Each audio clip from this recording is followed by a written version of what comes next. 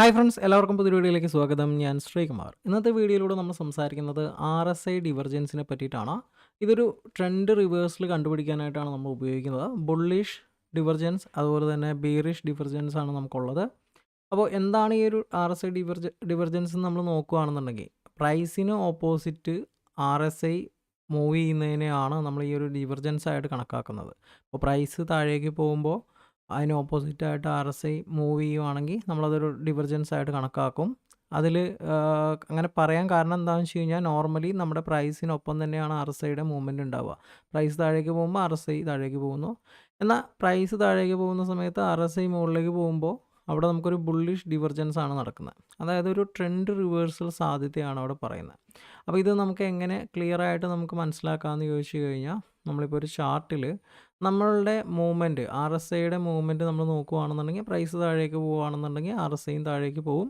എന്നാൽ എപ്പോഴാണോ പ്രൈസിന് ഓപ്പോസിറ്റ് ആയിട്ടുള്ളൊരു മൂവ്മെൻറ്റ് RSIയിൽ വരുന്നത്, അപ്പോഴാണ് നമ്മൾ ഈ ഒരു ഡിവർജൻസ് എന്ത് ചെയ്യുന്നത്, റിവേഴ്സലിനെ പരിഗണിക്കുന്നത്.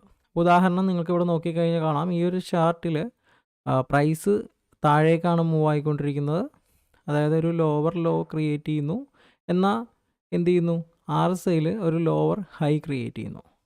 അതിനുശേഷം പ്രൈസ് എന്ത് ചെയ്തു, നല്ല രീതിയിൽ മാർക്കറ്റ് റിവേഴ്സലായി. അതായത് ഒരു ഡൗൺ ട്രെൻഡിൽ നിന്ന് ഒരു അപ്പ് ട്രെൻഡിലേക്ക് മാർക്കറ്റ് റിവേഴ്സായി. നമുക്ക് ഇപ്പോഴത്തെ ലൈവ് BTC മാർക്കറ്റിൽ നോക്കിയാലും ഇതുപോലൊരു ബുള്ളിഷ് ഡിവർജൻസ് നമുക്ക് കാണാനായിട്ട് പറ്റും. അതായത് പ്രൈസ് ഒരു ലോവർ ലോ ക്രിയേറ്റ് ചെയ്തു, RSI ഒരു ഹയർ ലോ ക്രിയേറ്റ് ചെയ്തുകൊണ്ട് മുകളിലേക്ക് മൂവ് ആയിക്കൊണ്ടിരിക്കുന്നു. അതായത് ഈ ഒരു പ്രൈസിന് ഓപ്പോസിറ്റാണ് RSI മൂവ് ആവുന്നത്.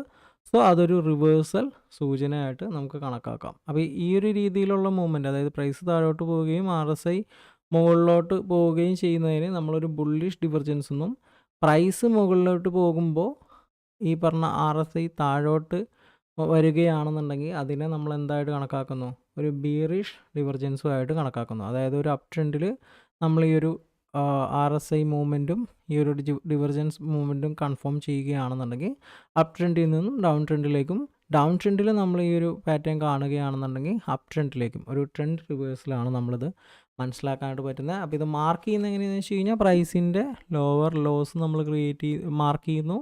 അതുപോലെ തന്നെ RSIയുടെ ഹയർ ഹൈസ് തമ്മിൽ മാർക്ക് ചെയ്യുന്നു. അപ്പോൾ നമുക്കിവിടെ ഒരു വ്യക്തമായിട്ടുള്ളൊരു ഐഡിയ ഇവിടെ കിട്ടി.